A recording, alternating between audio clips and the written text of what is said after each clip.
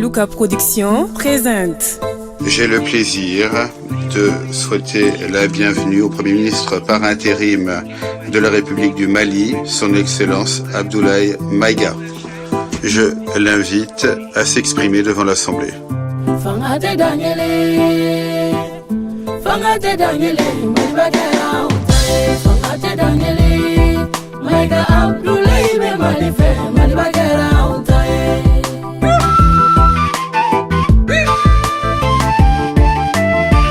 Monsieur le Président de l'Assemblée générale, Mesdames et Messieurs les chefs d'État et de gouvernement, Monsieur le Secrétaire général de l'Organisation des Nations Unies, Mesdames et Messieurs, de prime abord, je voudrais m'acquitter de l'agréable devoir de vous adresser les chaleureuses salutations du peuple malien, riche de sa diversité culturelle, religieuse et ethnique, ainsi que celle de son Excellence, le colonel Assimi Goïta, président de la transition, chef de l'État.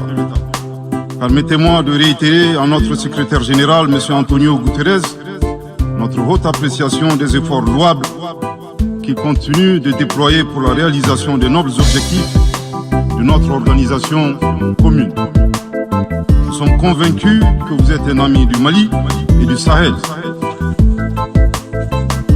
L'amitié reposant sur la sincérité, souffrez que je vous exprime mon profond désaccord suite à votre récente sortie médiatique, au cours de laquelle vous prenez position et vous exprimez sur l'affaire des 46 mercenaires ivoiriens, qui est une affaire bilatérale et judiciaire entre deux pays frères.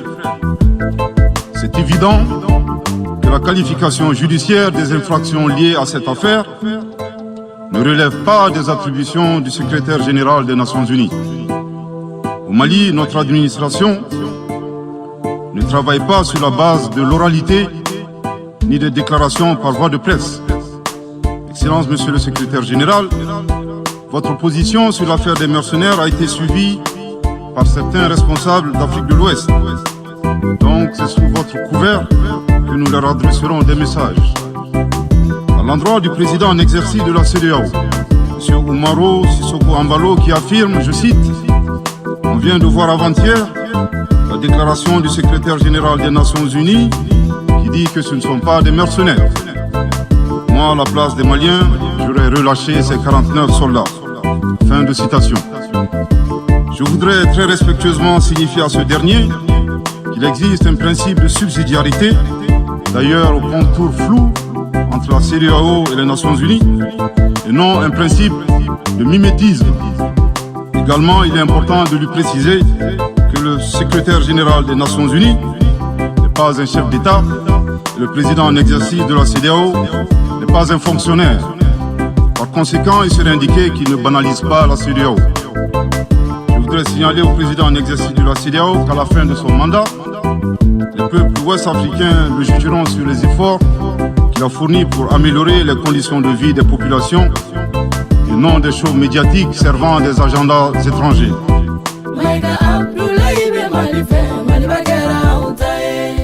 À l'endroit de M. Bazoum, il remarquera que le gouvernement de la transition n'a pour le moment jamais réagi à ces propos injurieux pour deux raisons cumulatives.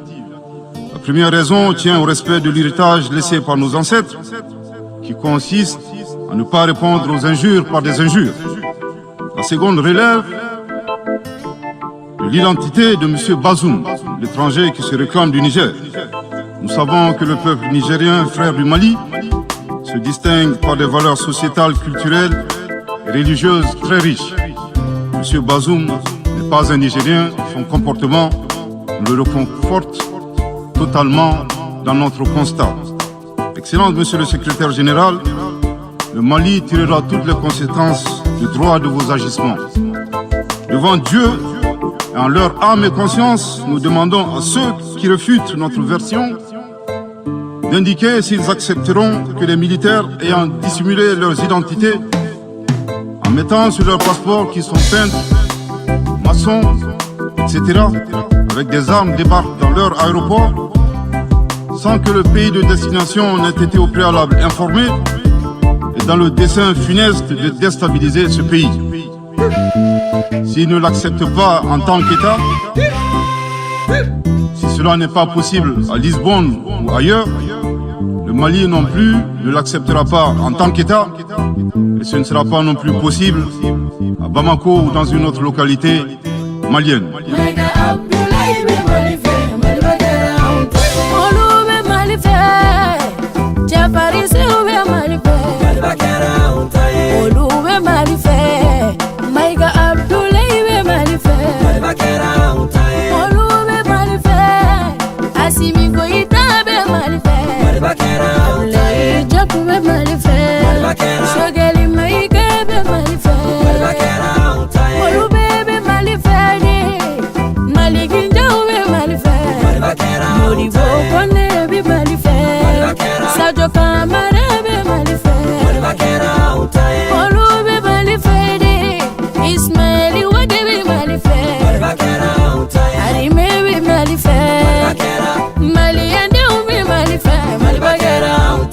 Monsieur le Président, le monde se souviendra qu'après avoir été abandonné en plein vol le 10 juin 2021 par la France, qui a unilatéralement décidé de retirer la force Barkhane du Mali, mon pays a été ensuite poignardé dans le dos par les autorités françaises. La précision est d'autant plus utile que nous refusons tout amalgame avec le peuple français que nous respectons. Les autorités françaises, profondément anti-françaises, pour avoir régné les valeurs morales universelles et trahi le lourd héritage humaniste des philosophes des Lumières, se sont transformées en une junte au service de l'obscurantisme. Je répète, les autorités françaises, profondément anti-françaises, pour avoir régné les valeurs morales universelles et trahi le lourd héritage humaniste des philosophes des Lumières, se sont transformés en une junte au service de l'obscurantisme. Je répète pour une dernière fois. Les autorités françaises, profondément anti-françaises, pour avoir régné les valeurs morales universelles et trahi le lourd héritage des philosophes des Lumières, se sont transformés en une junte au service de l'obscurantisme. Obscurantisme de la junte française qui s'est rendue coupable d'instrumentalisation des différences ethniques, en oubliant si vite sa responsabilité dans le génocide contre les Tutsis au Rwanda. Coupable également de tenter désespérément de diviser les Maliens, enfants d'une même famille. Enfin, obscurantisme de la junte française qui a violé l'espace aérien malien en y faisant voler des vecteurs aériens tels que des drones, des hélicoptères militaires et des avions de chasse plus d'une 50aine de fois, en apportant des renseignements, des armes, des munitions aux groupes terroristes. Afin de se donner une bonne conscience, la junte française accuse le Mali de n'avoir pas été reconnaissant en se gargarisant de la mort regrettable de 59 soldats français au Mali lors de diverses opérations de lutte contre le terrorisme. À cette triste accusation, nous rappelons que dans la majorité des interventions d'officiels maliens et des cérémonies, nous rendons systématiquement un hommage à l'ensemble des victimes de l'insécurité au Mali, sans distinction de nationalité, donc y compris les 59 Français décédés.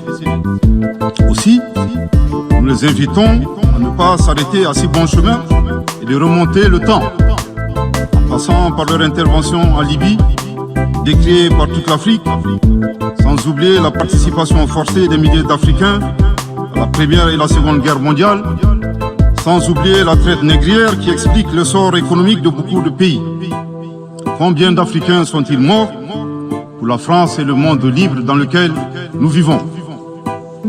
Monsieur le Président, eu égard à la gravité des faits commis par la junte française, le Mali, dans sa lettre en date du 15 août 2022, a demandé la tenue d'une réunion d'urgence du Conseil de sécurité des Nations Unies.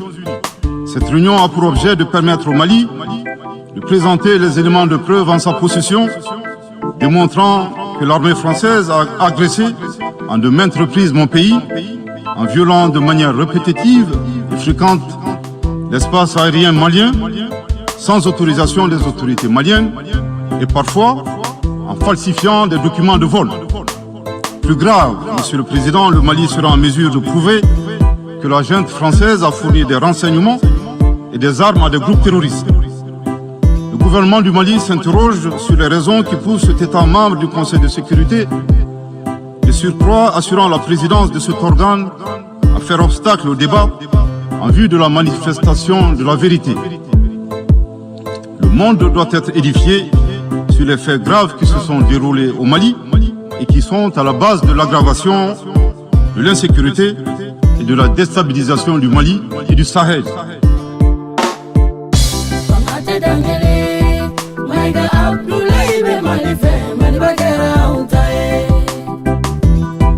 Je saisis cette opportunité qui m'est offerte pour remercier chaleureusement notre respecté aîné, son Excellence le Président Alassane Dramane Ouattara, pour les sages et éclairés conseils qui nous a prodigués dans son allocution mémorable à cette 77e session de l'Assemblée générale des Nations unies.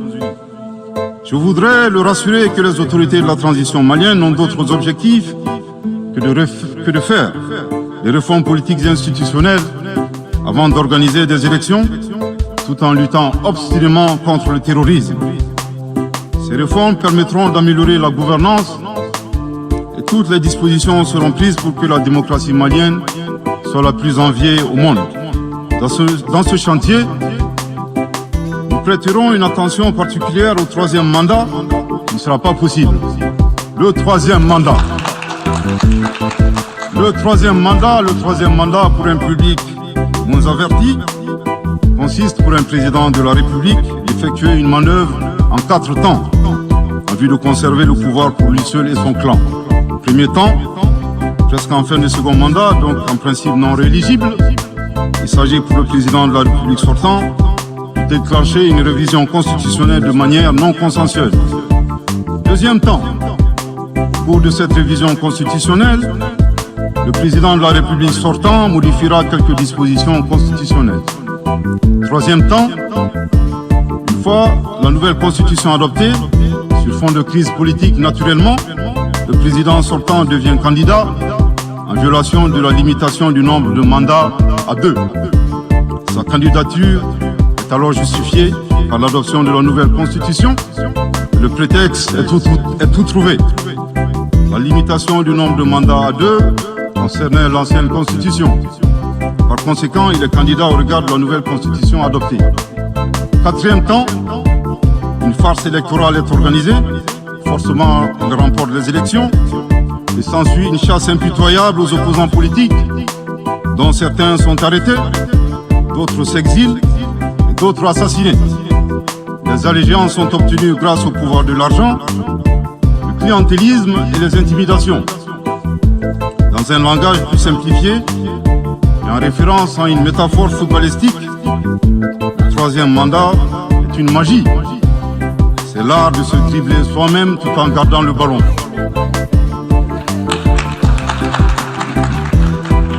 Excellence, Monsieur le Président Ouattara, le Conseil nous rappelle la triste histoire du chameau qui se moque de la bosse du dromadaire.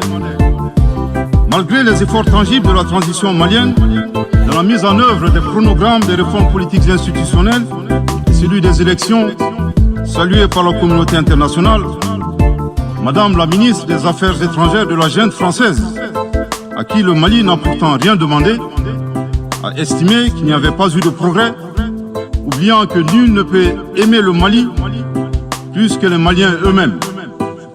Sa position singulière et son adversité ne nous surprennent guère. Victor Hugo, dans Claude Gueux, a classé le genre humain en 2 catégories, en indiquant, je cite, qu'il y a des hommes qui sont fers et des hommes qui sont aimants. Fin de citation. Madame le ministre, dont il s'agit malheureusement, ni fer, ni aimant, elle est hideusement sui generis. Devant l'incertitude et les situations étrangères, le peuple malien adopte une attitude prudente.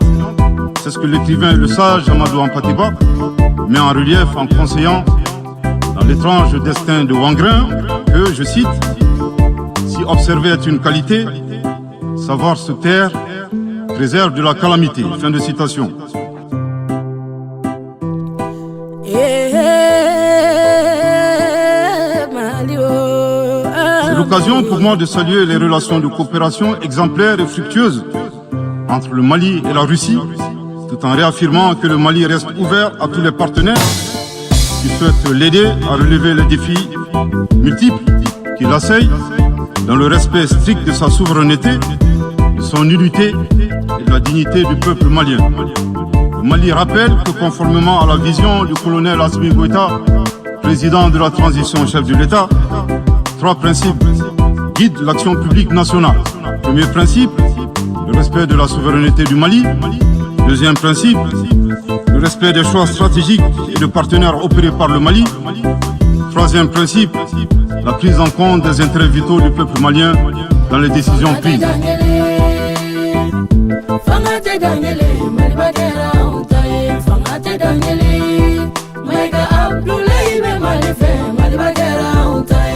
En application de ces principes, le Mali reste disposé à poursuivre et à renforcer ses relations de bon voisinage avec l'ensemble des pays qui l'entourent.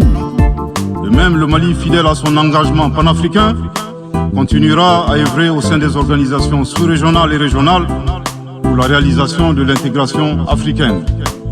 Également, l'atteinte des objectifs de la transition requiert l'accompagnement de l'ensemble des partenaires du Mali, y compris les Nations Unies. J'en appelle donc aux amis du Mali à rester mobilisés aux côtés du gouvernement en vue de l'aider à relever ensemble ces défis importants. Pour la grande majorité des États du monde, convaincus par le respect mutuel et le partenariat gagnant-gagnant, je leur garantis que les portes du Mali leur sont grandement ouvertes et les Maliens les accueilleront les bras ouverts. Pour la minorité qui serait tentée de ne pas respecter ces principes, nous leur promettons qu'ils feront face à des millions de Assimi Goïta soucieux de défendre leur honneur, leur dignité et leurs intérêts vitaux.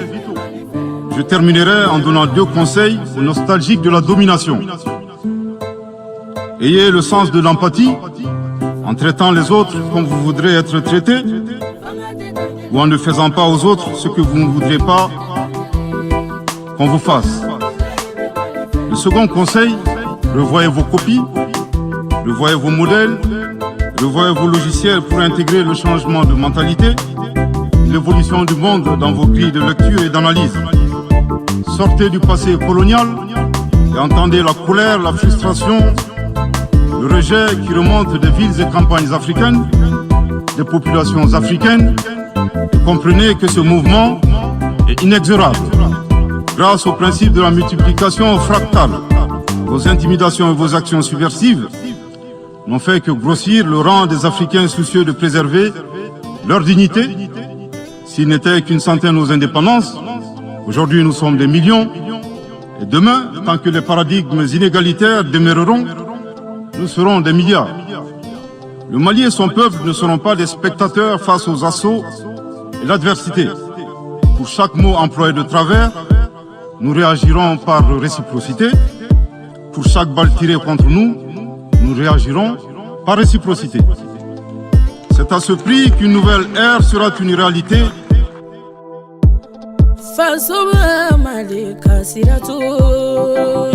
Pour terminer, je dirais que le peuple malien a décidé de prendre son destin en main.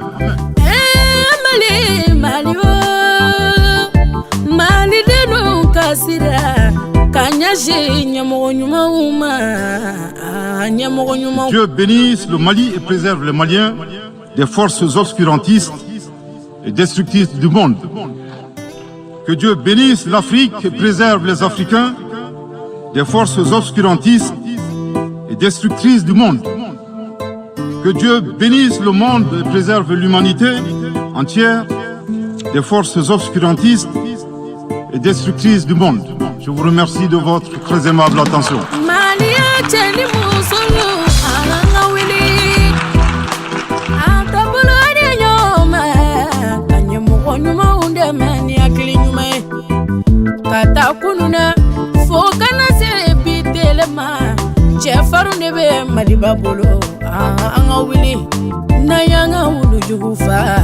Dotanaki, anga nyumo nyuma unde mani akili nyuma